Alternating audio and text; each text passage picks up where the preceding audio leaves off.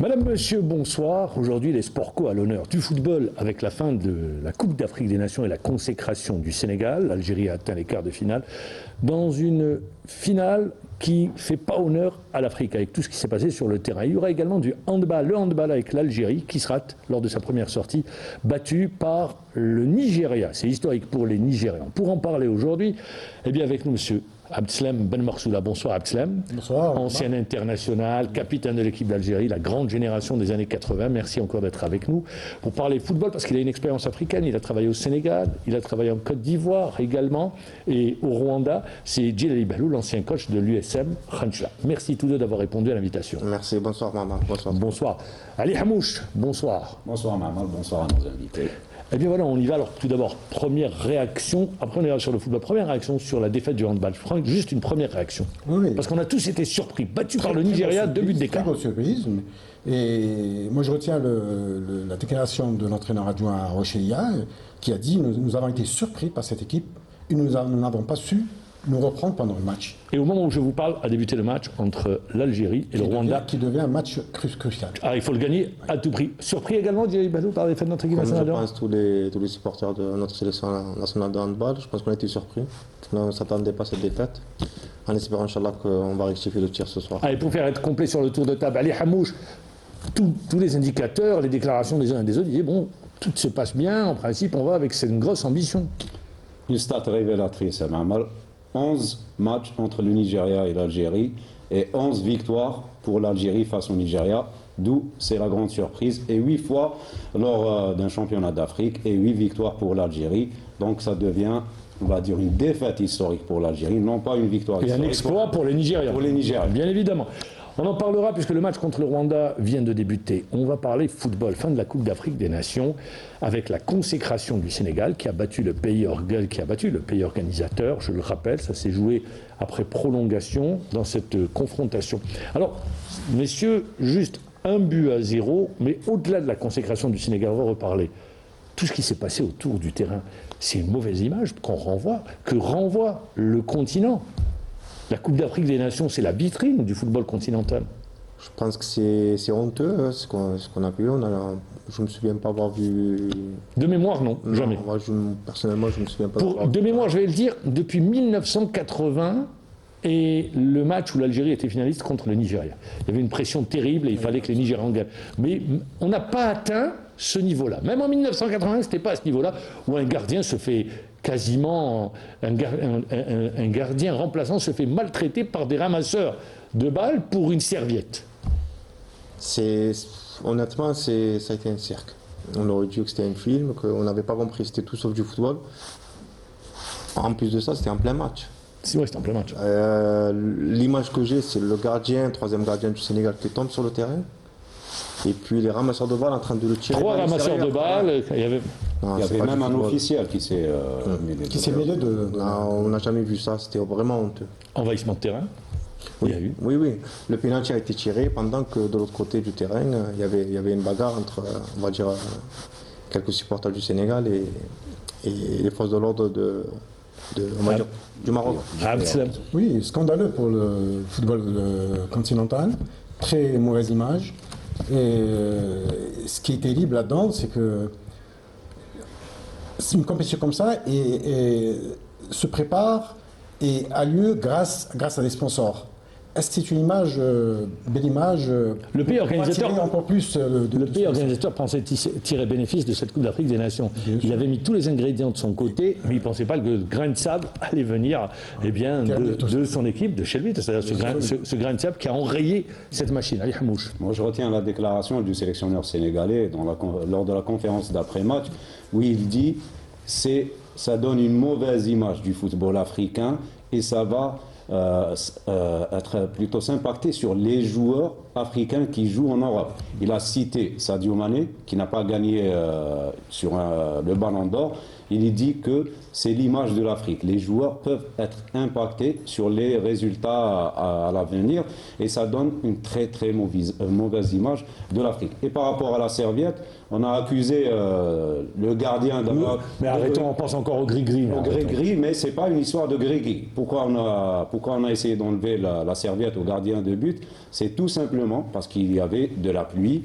Donc, c'est pour ne pas permettre au gardien de but de sécher ses gants et donc le ballon allait fuser. Donc, il n'allait pas attraper le ballon facilement avec ses gants.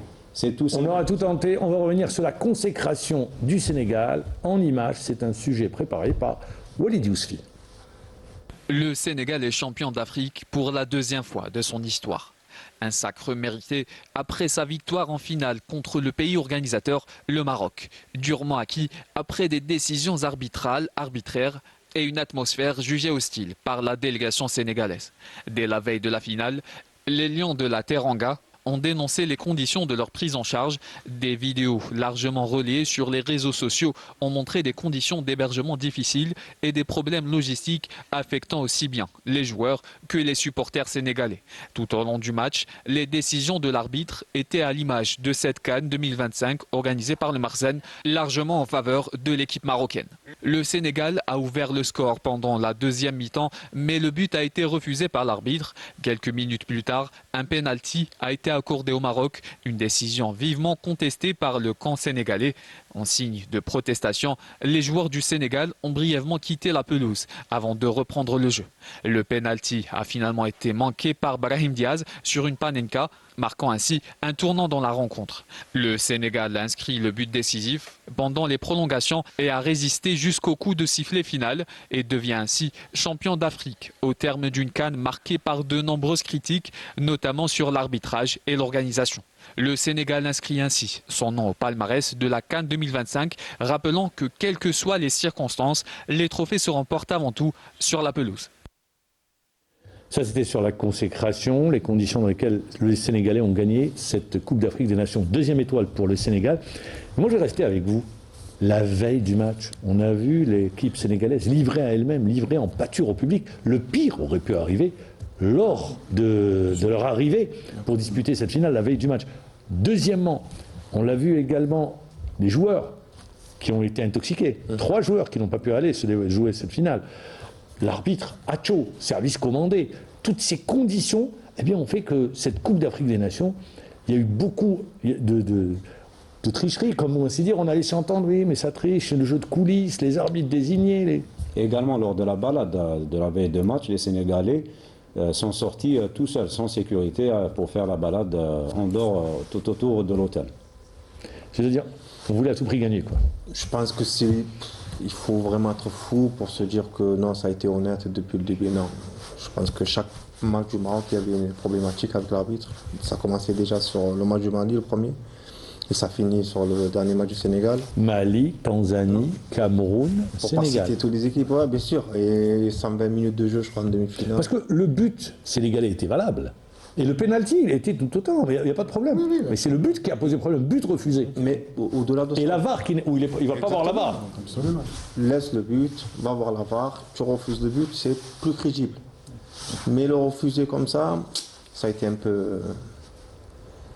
Abdeslam ? Oui. C'était très simple d'aller vers la VAR. Et sa décision aurait pris beaucoup plus de substance que comme ça, de rejeter. Il y a eu des titres dans la presse, la justice divine. Oui, il faut y croire, je crois. Il faudrait y croire. Avec tout ce qu'a fait le pays organisateur, ils se retrouvent à perdre chez eux ce championnat d'Afrique. C'est que vraiment, il y a un bon Dieu quelque part. Encore plus, on se rappelle la dernière Coupe d'Afrique en Côte d'Ivoire. Ils ont perdu, je crois, 2 matchs. Ils ont fini par la gagner, parce que ça a été juste, ça a été honnête, il n'y avait pas de... Voilà. Alors maintenant, on va revenir aux Sénégalais. Sur les 4 dernières éditions, ils font 3 finales, les Sénégalais. Ils gagnent 2 finales. Ils ont perdu une finale contre l'Algérie en 2019. Après, ils l'ont gagnée. Et là, ils viennent de la gagner. Le secret du football sénégalais. Vous qui avez été entraîneur au Sénégal, Djilali Baloul. Sur le travail, il y a 2 écoles en Côte d'Ivoire. Il y a les académies. Au Sénégal, vous voulez dire? Ouais, au Sénégal. Là où ils font un travail extraordinaire. Et surtout, la rue. Donc, ils sont tous passés par la rue. Aujourd'hui, on les voit dans les plus grands clubs, que ce soit Chelsea ou autre. Il n'y a pas de secret. Ils font un travail extraordinaire au sein des académies. Il y a un vivier extraordinaire. Là, on parle de la sélection du Sénégal, mais ils ont une sélection locale aussi qui est extraordinaire. Elle a gagné le Chan à Alger. Exactement, ils ont Championnat des d'Afrique des Nations. U20, oui, c'est le même aussi entraîneur. très fort. Avec, le même entraîneur. Exactement. Avec le même entraîneur. L'entraîneur qui est en place. Juste un résultat 36-18 pour le Nigeria face à la Zambie. Pourquoi je donne le résultat? Parce que ça concerne notre groupe. Deuxième victoire des Nigérians. Je reviens aux Sénégalais. Vous avez vu cette équipe du Sénégal, quelle impression elle vous a laissé? Oui, très grosse impression. Une équipe vraiment complète sur tous les compartiments, sur le plan technique, grands joueurs, et surtout leur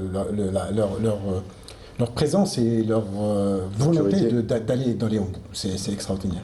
Parce que subir tout ce qu'ils ont subi et jouer 120 minutes et tenir le match de cette manière, il faut avoir du cran, il faut avoir vraiment de la... comment Cette grinta Bien sûr. qui les caractérise. Ali Hamouche, c'est une équipe qui est montée en puissance tout au long du tournoi. Absolument, c'est une équipe d'entrée qui a, on va dire, affiché ses ambitions, c'est-à-dire de remporter à nouveau ce titre africain.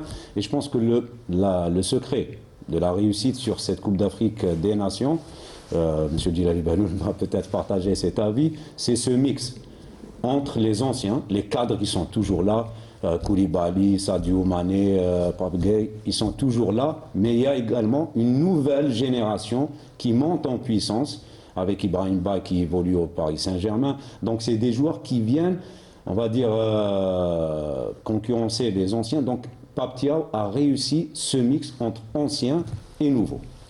Qu'est-ce que vous dites? Vous partagez? Bien sûr, non, là, surtout, là où ils ont fait la différence sur la maturité, ça a été extraordinaire. On a vu le Sénégal depuis le début, on avait l'impression qu'aucune équipe ne pouvait les battre. Contre le Maroc, on s'est dit que c'était du 50-50 en finale, mais pour moi, ils étaient supérieurs sur tout le long du match. Ils pouvaient scorer bien avant, parce qu'il ne faut pas oublier que le gardien marocain fait un match extraordinaire aussi sur cette finale. Ça prouve la maturité qu'ils ont. Alors, oui. Par rapport au football sénégalais, M. Djilali Baloul, on va parler clairement. Il n'y a pas de foot, on va dire, au niveau des clubs. Au Sénégal, on ne les voit pas, les clubs, sur le plan continental. Donc pour eux, c'est clair. Non, mais ils C'est ne les gagnent pas, sélections comme il le dit, Ah non, la au niveau priorité, c'est continental, les sélections. ils ne gagnent pas. Formé, bien sûr, bah oui. Mais même les joueurs, de toute façon, les joueurs au Sénégal, dans le championnat, celui qui fait une très bonne saison, il ne restera pas une deuxième. C'est-à-dire qu'il est obligé d'aller de Là, partir ils partent ailleurs. de plus en plus jeunes. Exactement, bien sûr. Ils n'ont pas la même tradition que nous, où ils ont du mal à lâcher les joueurs, etc. et tout. Non, un bon joueur de 19-20 ans, merci, au revoir, va faire ce qu'il faut ailleurs, il revient plus fort pour la sélection. C'est ça la devise. Ah ben, c'est une politique. On le voit sur Ismaïla Sarr, il a quitté, excusez-moi, il avait quitté, je crois, il avait 17 ans. Aujourd'hui, Ismaïla Sarr, c'est 2019, 2021, 2023, il est encore là, avec cette maturité extraordinaire. C'est une usine. Le Sénégal a fabriqué des jeux. J'utilise, c'est une caricature. A fabriqué des joueurs. Ah oui, oui, bien sûr. Non, mais moi, je l'ai vu de mes propres yeux. Vous avez un petit de 7 ans, on voit qu'il est déjà mature. C'est pas le petit de 7 ans d'un autre pays. Il sait très bien jouer avec son pied gauche, son pied droit. Il est tout le temps en train de jouer dans la rue. Et quand ils arrivent à l'académie, donc là, par contre, c'est autre chose. Ils sont mieux structurés, mieux coordonnés, etc. Et tout. Et à la sortie des académies, c'est des joueurs de...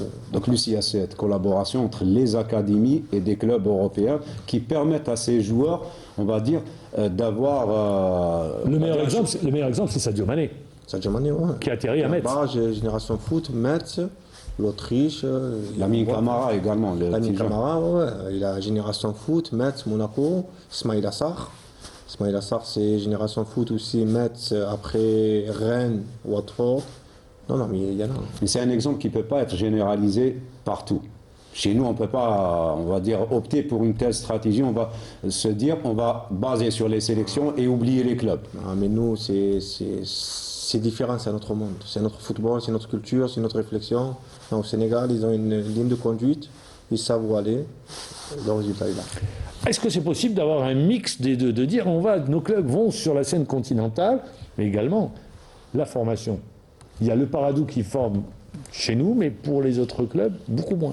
Le Paradou a réussi à former parce que c'est un club sans pression. Et c'est le seul club sans pression peut-être en Algérie. Donc c'est pour ça qu'ils ont réussi. Ailleurs, c'est pas. Mais c'est un discours que j'entends qui revient souvent. Le Paradou, parce qu'il n'y a pas de pression, il n'y a pas de pression. On ne peut pas travailler avec la pression? On peut. Mais par contre, il faudra que nos dirigeants supportent la pression. Je prends, pour faire un parallèle, c'est juste parallèle, un club Handball Club d'El Billard. Moi, je me souviens du début des Handball Club d'El Billard. C'était très compliqué. Il y avait l'hégémonie du GSP, après du Mouloudia d'Alger. Je parle des filles et des garçons. Absolument. Il n'existait pas. Très difficilement, ça a commencé par les filles au début. Absolument. Puis après, aujourd'hui, c'est les garçons. Parce que nous avons mis en place Voilà. un travail au niveau des jeunes catégories. Formation au niveau des jeunes catégories. On a vu les bons entraîneurs qu'il fallait. C'est le dénominateur commun en sport co entre le hand je me suis et le dit, foot. Moi, au football, le véritable exemple, c'est Pardo. Et je n'arrive pas à comprendre pourquoi on ne le prend pas comme exemple au niveau du football. Et pourquoi on n'oblige pas? Parce que l'État est en train de donner beaucoup d'argent. C'est l'État qui C'est ça finance. est extraordinaire. C'est l'argent de l'État. Donc pourquoi on n'oblige pas ces clubs à avoir la même politique que ça ne vous empêche pas de jouer le titre et d'avoir une académie? Mais je n'arrive pas à comprendre. Quand une académie arrive à former une dizaine, voire 15 joueurs algériens qui jouent en Europe, dont 4 ou 5 au niveau de l'équipe nationale, pourquoi les autres ne pourraient pas le faire? C'est juste une décision sur le plan technique. De dire, voilà le cap. Voilà le cap. La direction technique nationale dit, voilà, le cap, c'est le Tout cap simplement. qu'on se donne, ou la ligne de conduite qu'on se donne pour être très juste. Absolument. Je reviens, vous avez travaillé sur le continent, et on voit aujourd'hui sur le continent, vous avez travaillé au Rwanda, pourquoi c'est un pays sur lequel vous avez exercé, la formation. Que ce soit le Rwanda qui progresse, la Côte d'Ivoire, j'en parle même pas, parce qu'aujourd'hui également, ils ont fait le Paradou avait suivi l'académie Jean-Marc Guillou, qui était en Côte d'Ivoire. Mimosa. Voilà, SEC Mimosa. Et on a vu également cette génération de la SEC formidable, qui avait après, beaucoup de joueurs avaient évolué en Europe et notamment à Barcelone. Et c'est pour dire, aujourd'hui, l'idée générale, directrice, c'est d'aller vers la formation. C'est la base. C'est la base.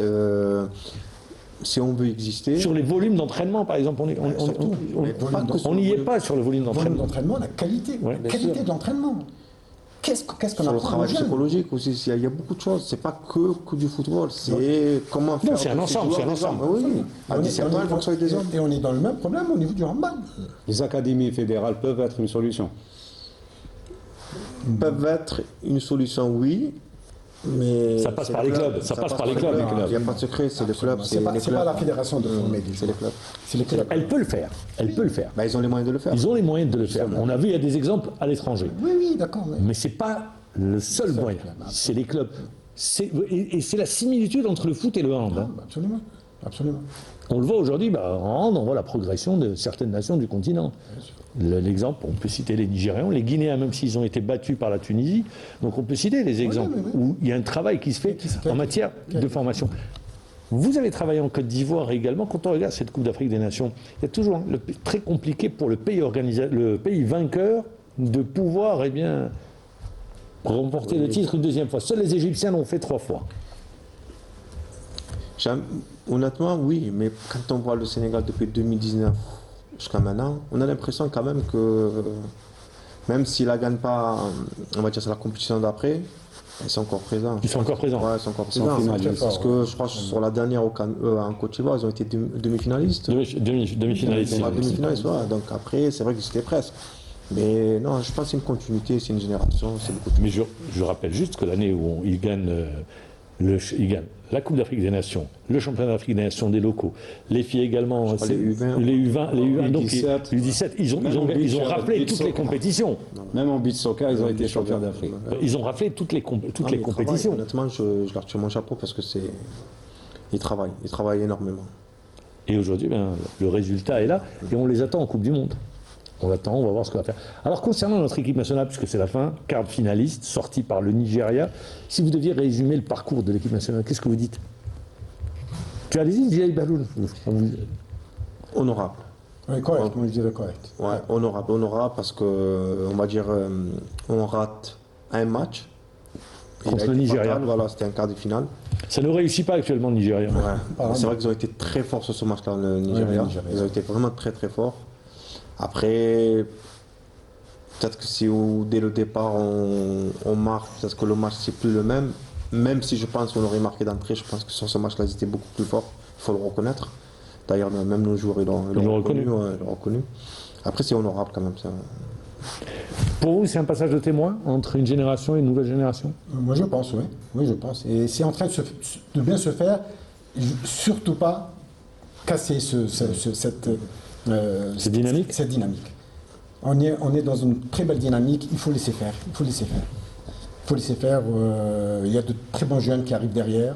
La transition va se faire normalement. Nous avons un championnat du monde qui va beaucoup aider cette équipe à évoluer. Je crois qu'il ne faut rien changer jusqu'au championnat du monde. Allez, Hamouche. Par rapport au parcours de la sélection nationale, sur ce match face au Nigeria, qu'est-ce qui n'a pas fonctionné selon vous? Parce qu'on les a vus par rapport au précédent match. Il y a quelque chose qu'on a tendance à oublier, c'est que le Nigeria a eu un jour de plus de récupération. Ça pèse pour vous? Ah oui, énormément. Oui. Surtout sur une compétition comme ça, où ça faisait notre notre 5e match. Et sachant que nous, on avait joué donc, un jour après le Nigeria, et surtout on a joué 120 minutes contre la République du Congo. Donc ça a été sur le plan physique vraiment compliqué.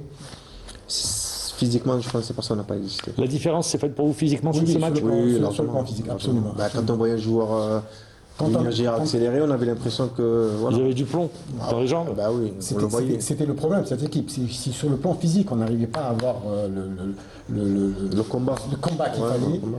on est perdant. Et le Nigeria était très fort. Il faut dire que sur le match d'Algérie, équipe, le belle équipe du Nigeria, Le belle Nigeria était équipe. exceptionnel. Ouais. Une très belle équipe, Qui méritait sa qualification Ah oui, aussi en absolument. demi-finale. tout simplement. Et qui n'ira pas au mondial, hein. Je le rappelle. C'est ça qui était. Éliminé par la République démocratique du Congo, ouais. que nous avions éliminé Il y au a tour également précédent. les décisions de l'arbitre qui ont pesé, on va dire, sur le mental des joueurs. Par rapport aux cartons, on l'a vu sortir des avertissements aux joueurs, donc ça a freiné certains. Honnêtement, je vais vous faire une confidence. Je savais, j'avais annoncé qu'on allait se taper l'arbitre gabonais à la VAR. Et je savais que si le Maroc serait en finale, il serait ou central ou à la VAR. Et je ne me suis pas trompé. Je pense qu'il y a eu une machination contre l'Algérie. Et ils l'ont bien réussi. De toute façon, vous voyez, hein, l'arbitre il était prêt à en découdre. On a vu le nombre de cartons Bah qui oui, non, sortent mais on le d'entrée. voit, mais c'était flagrant. Même nos joueurs, ils étaient énervés. Donc s'ils étaient énervés... Ils sont sortis du match? Bah, forcément. Après, il y a des paroles, il y a des gestes, il y a un joueur professionnel, ça se respecte. Je pense qu'il a... Je rappelle juste hein, qu'il y a eu des sanctions de la Confédération africaine de football qui sont tombées et que la Fédération algérienne de football va faire appel. Elle utilise son droit. Bien sûr, bah oui. Elle se défend par rapport aux décisions qui ont été prises. Vous le disiez même, là, Petkovic, c'est la première fois qu'on le voit perdre son sang-froid. Il était allé voir l'arbitre, le 4e arbitre, alors que lui, d'habitude, il est calme.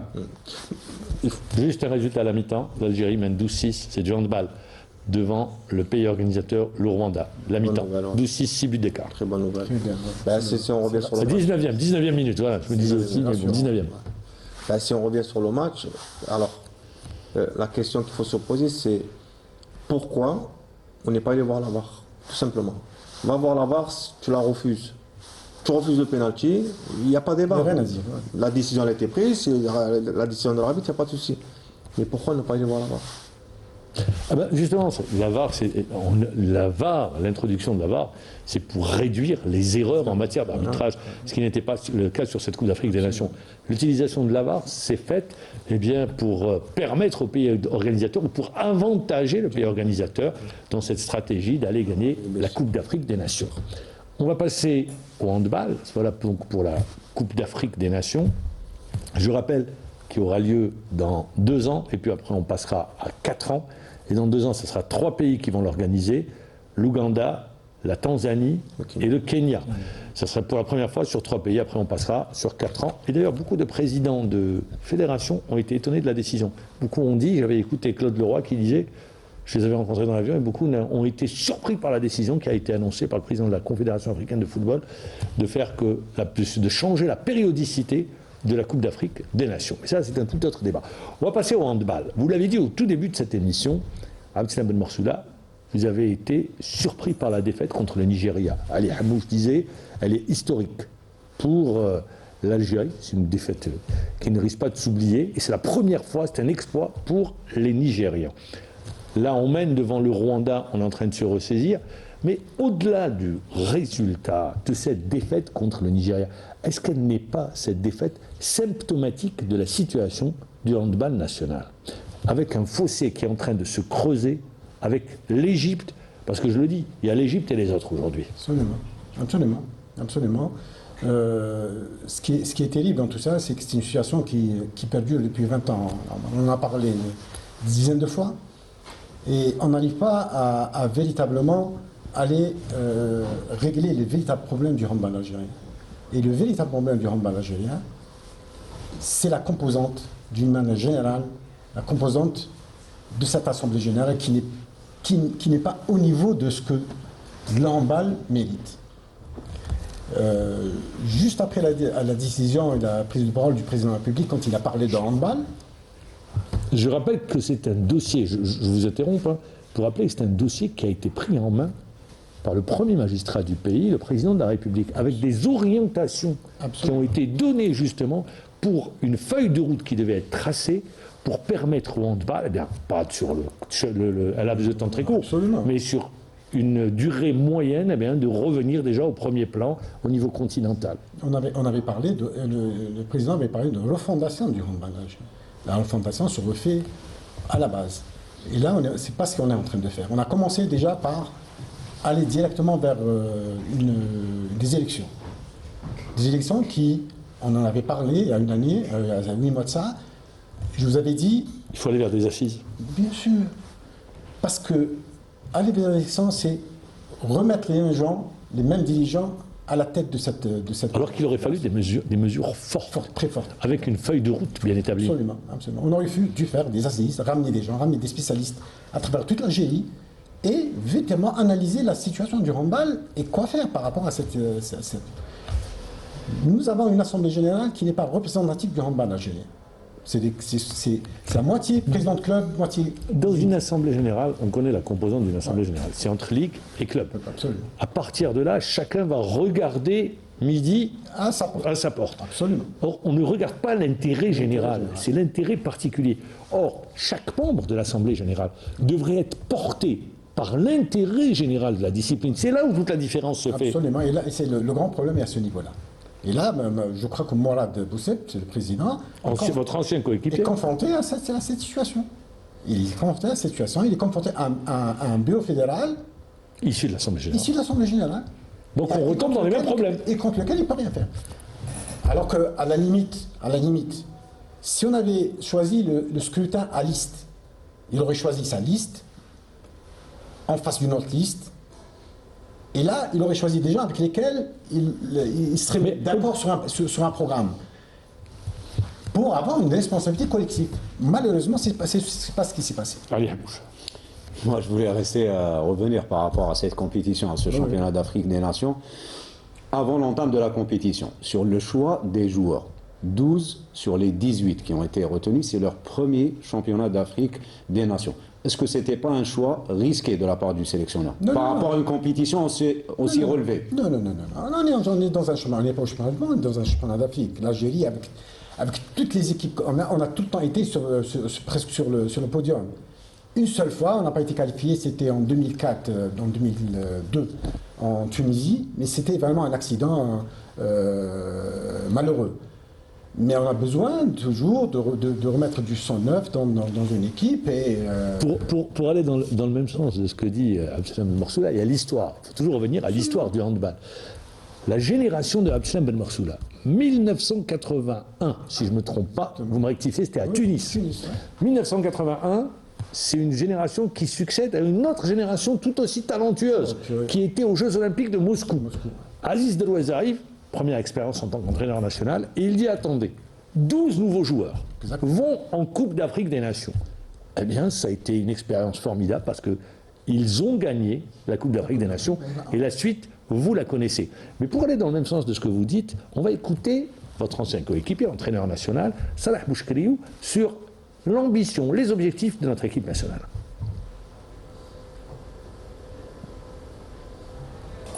Joue.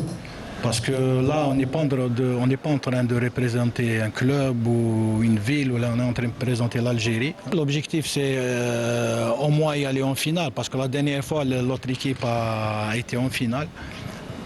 L'objectif, c'est d'y aller en finale, et en finale, Inch'Allah, tout peut arriver. Voilà. Voilà, ça c'était l'objectif, aller en finale, faire aussi bien que lors de la dernière édition où on avait été battu par l'Égypte. Aujourd'hui, après cette défaite contre le Nigeria, ça se complique. Ouais. Le chemin menant à la finale devient très compliqué. Compliqué, absolument. Il faudrait déjà qu'on commence à gagner aujourd'hui contre le Rwanda Ça en prend le chemin. pour enlever le doute. Parce qu'après, on aura la Zambie. La Zambie a été battue par le Nigeria. Bon, c'est en principe, Donc, c'est juste une avec tout le respect qu'on doit à On l'adversaire, va passer ça au va passer. deuxième tour, qui sera très compliqué, parce que là, sur notre route, on va trouver l'Égypte et éventuellement l'Angola. Et là, ça va être une autre histoire, une véritable autre histoire. Donc, Anna, je ne veux pas, je veux vraiment croire en cette équipe. Anna, pour moi, le match du Niger a été juste un accident. C'est un accident. C'est le premier match d'un championnat d'Afrique devant une équipe généralement qui nous a jamais posé de problème. Donc même les joueurs dans leur état d'esprit n'étaient peut-être pas préparés psychologiquement à avoir une confrontation dure. Et ils ont été piégés. Et quand on ne se prépare pas, Surpris par l'adversaire. c'est difficile de revenir dans le match. Donc pour moi, c'est juste un accident de parcours. Il faut gagner aujourd'hui, éventuellement contre le Zambie, et repartir. Là, on aura 3 matchs dans les jambes, c'est important, parce que notre préparation n'a pas été très conséquente. Justement, M. Ben Morsoula, sur la préparation, Ouais. beaucoup disent que 4 matchs amicaux, c'est peu pour préparer un championnat d'Afrique.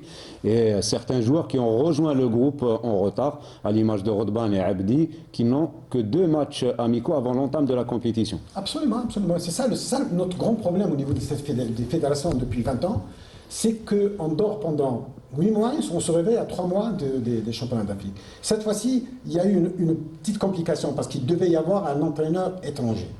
Il y a eu une longue discussion pendant 3 ou 4 mois. Ça s'est pas fait. Et ça s'est pas fait. Donc, ils ont été obligés d'aller vers Salah Bouchkiyou, qui ne voulait pas être entraîneur. Mais c'était pour gagner du temps avec ça. C'était pour gagner du temps parce Et qu'il avec connaissait. Salah, on gagne du temps parce qu'il connaît les joueurs, c'était assez un ancien entraîneur national, mais la préparation n'a pas été à la hauteur. On a joué à peine 3-4 matchs. La préparation a commencé en octobre. Alors 28 minutes de jeu, 19-8. Ouais, Il y a un je crois fossé qu'on va vers la- entre les deux. Quand vous entendez Abdeslam Ben Morsoula parler de handball, des difficultés que rencontre la discipline, ça vous parle? C'est des choses qu'on entend depuis un moment. Mais venant d'un spécialiste de ce sport et ancien sélectionneur, c'est sûr que ça interpelle beaucoup. Je pense qu'aujourd'hui, il faut. Parce qu'aujourd'hui, sur le sport collectif, on a le foot, mais après le foot, on a quoi? Là, c'est le hand. Voilà, C'est le deuxième sport. Le C'est sport qu'on aime le moi je dis toujours, c'est dans l'ADN des Algériens le handball. Voilà. Donc aujourd'hui, il faut se donner les moyens de redevenir une grande nation de handball, même si on le reste quand même, parce que mine de rien, on a perdu le premier match, mais Non, il y a encore voilà. des matchs. On peut y aller. L'objectif, c'est, je pense pour moi, aller au mondial. ça Mais serait pourquoi extraordinaire déjà. il y a les 5 premiers qui se qualifient au mondial. Pourquoi on dit ça? Parce que généralement, sur le hand, sauf des fois comme ça des surprises, la hiérarchie est bien établie. Oui, oui. Très difficile à bouger cette hiérarchie sur le hand. Donc c'est pour ça que dit bon, Vraiment pas de surprise. il n'y a pas de surprise sur le hand généralement. Sauf quand c'est au niveau mondial des équipes. Là, à ce moment-là, ça peut pas arriver que l'une ou l'autre gagne le match. Mais là, on a été surpris par le Nigeria. C'est pour ça qu'il y a eu de l'inquiétude, je pense. Absolument. Mais il ne faut pas paniquer, quoi. Non, je fais je fais confiance encore à cette équipe, vraiment se reprendre. Le résultat contre le Rwanda, moi j'ai eu une petite appréhension par rapport au Rwanda. Je me suis dit, ils organisent ce championnat d'Afrique, c'est qu'ils ont mis les moyens de préparation, mais même, apparemment, c'est pas le cas. Donc tranquille, on attendra. Vous avez travaillé au Rwanda, le handball, c'est pas le problème. Non, c'est plus le basket. C'est plus le basket, voilà, c'est ce que je me disais. Donc voilà, faut rester tranquille et attendre juste le deuxième tour. Le deuxième tour sera quelque chose Intéressant. d'intéressant. Et là, on verra l'équipe nationale d'Algérie et la potentialité de cette équipe. Je voudrais revenir sur juste une chose. Au niveau du handball, notre grand problème, c'est que depuis, je répète encore, depuis 20 ans, nous travaillons sans la direction technique nationale. On ne donne pas l'importance à la Je vous direction. demandais juste de rapprocher un peu du micro, comme ça on vous entend bien. Nous ne donnons pas l'importance qu'il faut à la direction technique nationale. Alors que tout se fait au niveau de la direction technique nationale. C'est la cheville ouvrière. Tout simplement. C'est elle qui donne la direction à suivre. Et elle devrait être déconnectée de toute décision du bureau fédéral. Dès qu'on fait confiance à un staff, un DTN qui met en place son staff, on le laisse travailler, il doit prendre les décisions nécessaires et c'est dont a besoin le handball algérien. Nous avons besoin de décisions très fortes au niveau de la direction technique nationale, revenir vers les pôles de développement qui existaient, travailler au niveau des jeunes, formation des entraîneurs, très important. Sans ça, nous ne pouvons pas, nous n'arrivons plus à former des joueurs de haut niveau en handball Parce que le niveau de l'entraîneur algérien au niveau des jeunes catégories est très faible. Nous devons recycler tous les entraîneurs au niveau des jeunes catégories. C'est Monsieur Ben impératif. Moursoula, tout à l'heure vous évoquiez le rôle de la fédération. Je prends le cas d'un joueur, c'est Had Seddouk, qui a mis fin à sa carrière internationale pour un problème de prime avec, donc, par rapport à la fédération. Est-ce qu'un joueur pareil aurait pu être utile à la sélection sur cette compétition? Est-ce qu'il ne fallait pas essayer de régler le problème pour permettre aux joueurs de participer à ce championnat d'Afrique? Je crois qu'ils sont.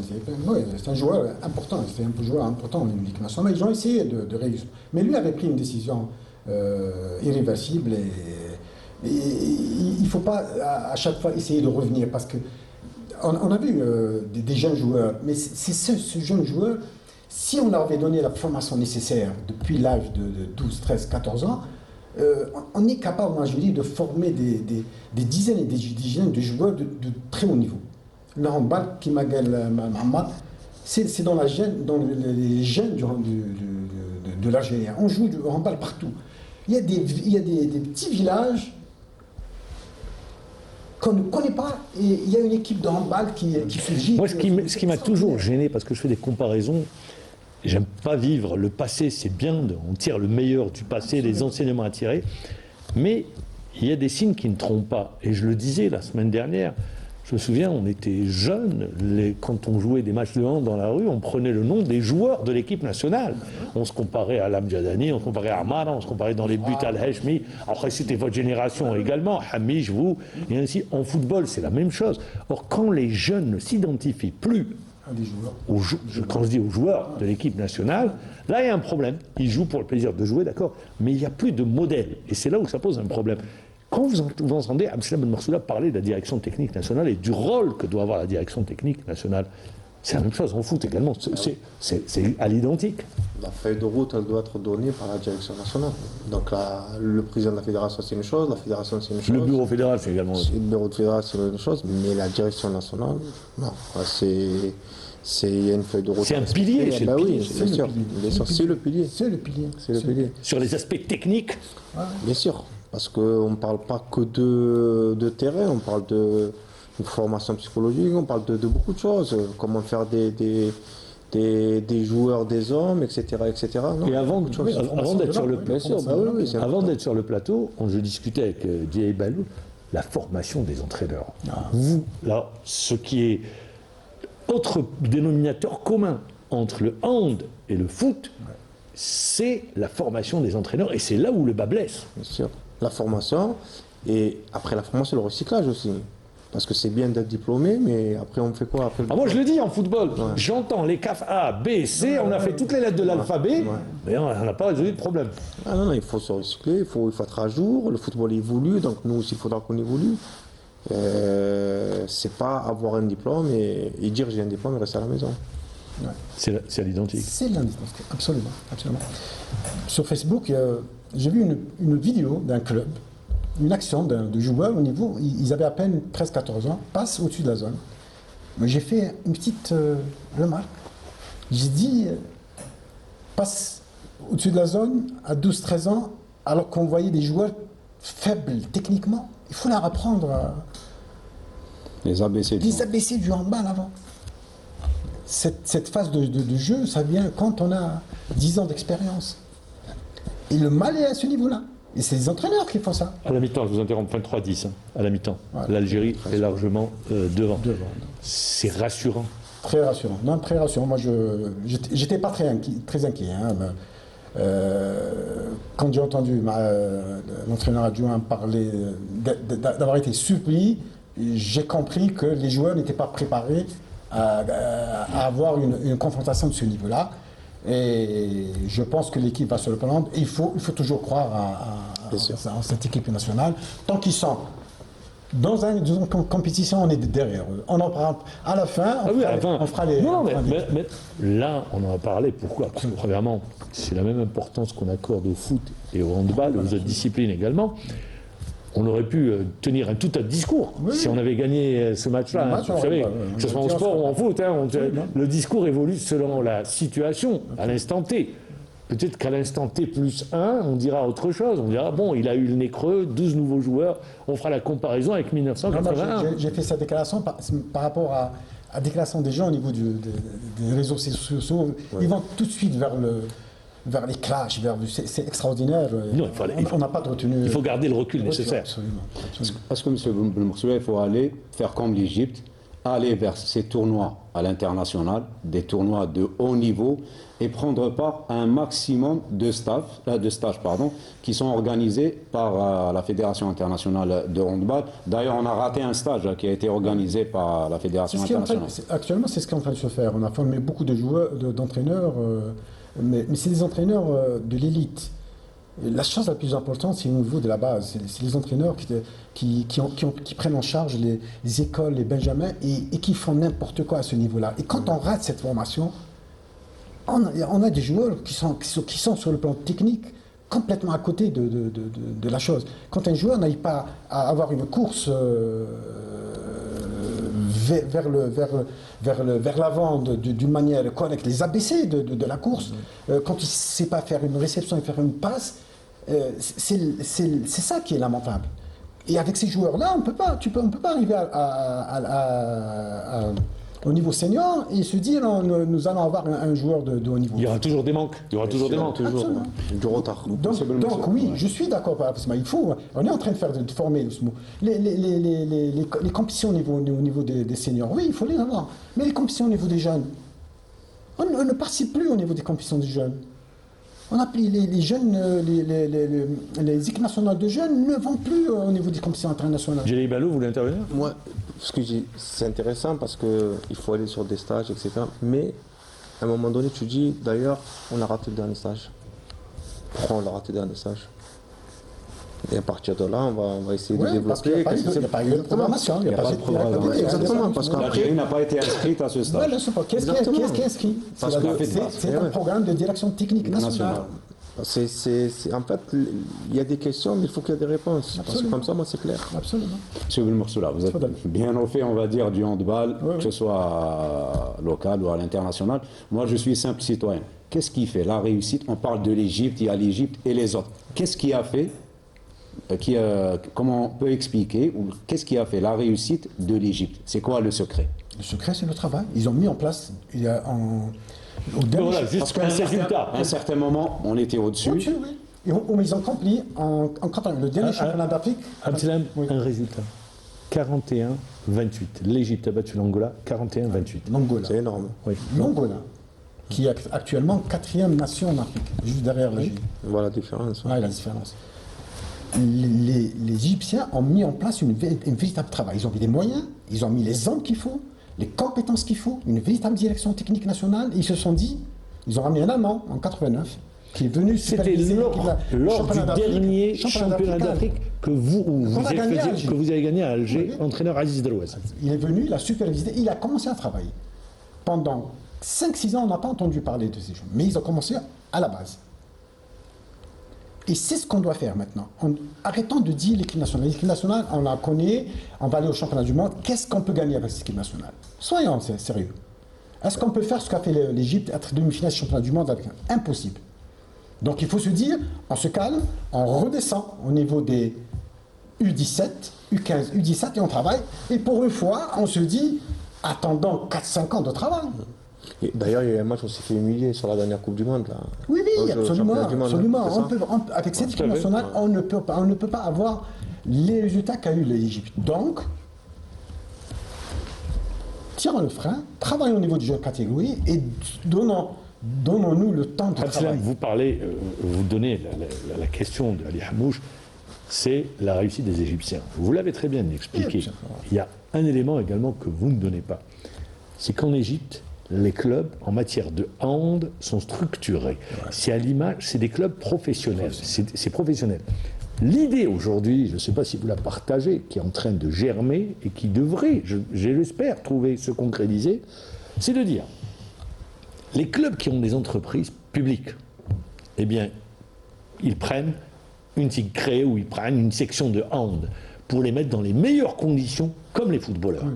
Et à ce moment-là, structurer les moyens qu'il faut, le volume d'entraînement qu'il faut, eh bien peut-être qu'on arrivera avec les jeunes catégories à atteindre. Ça serait une solution. C'est pour les sports co. Et passer au niveau du handball à un semi-professionnalisme. À un semi-professionnalisme. Même un professionnalisme. Non, professionnalisme, parce que quand on dit professionnalisme, généralement les moyens de l'État.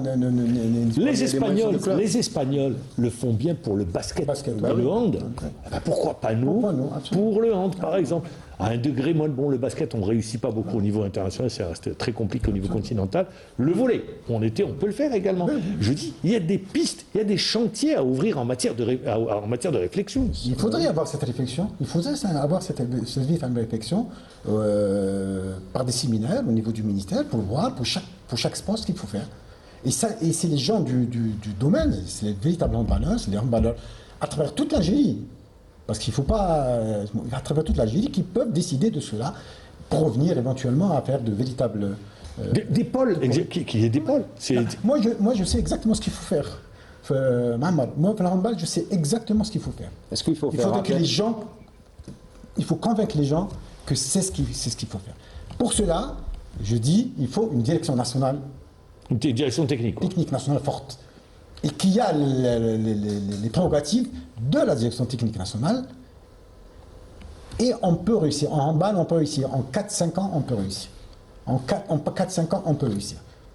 Et quand vous dites ça, qu'on se mette bien d'accord, hein, je parle des garçons et des filles. Garçons et filles. Oui, très bien. Pour les filles, non, bien sûr. Pour les filles, c'est plus compliqué. Je sais que c'est plus compliqué. Pour les filles, je demanderais un délai beaucoup plus long. C'est minimum 8 ans. C'est ce qu'a fait. Les Égyptiens ont fait ça. Les Égyptiens en filles, pendant 10 ans, ils n'ont pas participé à un championnat d'Afrique. Des jeunes catégories, même pas en senior. Ils ont fait des sélections au niveau des jeunes catégories, plus de 1000 filles qu'ils ont mis sur des pôles. Quand ils sont commencés à jouer, à jouer les championnats d'Afrique U20, U18, ils ont détrôné l'Angola. Qui était la référence. Qui était la référence. Qui était une nation imbattable en handball. En U18, en U20, les Égyptiennes ont été champions d'Afrique. Chose impensable il y a à peine 4-5 ans. Mais ils ont fait 10 ans de travail au niveau des jeunes filles. Et c'est ce qu'il faut faire. En filles, là, on a besoin. Les garçons, c'est beaucoup plus facile. En filles, la chose serait beaucoup plus difficile. Il faut beaucoup plus de temps. Beaucoup plus de temps. Mettre en place les pôles, on en a parlé, pôles. Il y a des pôles en Algérie où la pratique féminine est très, très, très développée. Donner les moyens, mettre en place des compétences. Je n'arrêterai jamais de dire les compétences, c'est important. Et se donner le temps de travailler. Est-ce que vous êtes pour le fait de faire appel à des compétences étrangères? Au plus haut niveau. Pas tout de suite. Là, on est au championnat d'Afrique. Non, non, Il faut- je parle pas tout de suite. On est au niveau championnat d'Afrique. Qu'est-ce que peut faire un entraîneur national étranger pour Non, pas qu'est-ce qu'il sur une peut seule apporter? compétition. Absolument. Je pense pour un... Dans un deuxième temps, oui. Commençons par travailler, commençons par être champion d'Afrique, commençons par être le numéro 2 derrière l'Égypte d'une manière incontestée. Et là, on pourrait parler de... Faire une projection. Absolument. Très bien. Absolument. On va terminer, puisqu'on arrive à la fin de l'émission. Il y a également un autre événement cette semaine, c'est la reprise des compétitions africaines de clubs pour le football. Alors, Djily Belhoul, on le dit, est-ce que vous pensez qu'aujourd'hui, un club algérien peut aller chercher une Coupe d'Afrique des clubs? Champions League, Coupe de la CAF, on l'a fait, mais en Champions League, où on a deux représentants, le Moudia d'Alger et la JS Kabylie. Je pense que oui. Je pense qu'on peut... Aller chercher le trophée? On peut aller chercher le trophée. On peut concurrencer Mamelody Sundowns, le Pyramide d'Égypte. On peut parce que Pyramide d'Égypte, c'est un club qu'on ne connaissait pas il y a 10 ans. 35 millions d'euros d'investissement. Après, c'est pas En joueurs, hein. Oui, après, c'est pas que les investissements. Nous aussi, nos clubs, ils investissent énormément. Il ne faut pas oublier. Parce que quand on voit les salaires des joueurs, etc. Mais l'investissement, par exemple, pour Pyramide, se fait sur des joueurs étrangers à fort potentiel. Ce qu'on ne sait pas faire encore pour le moment.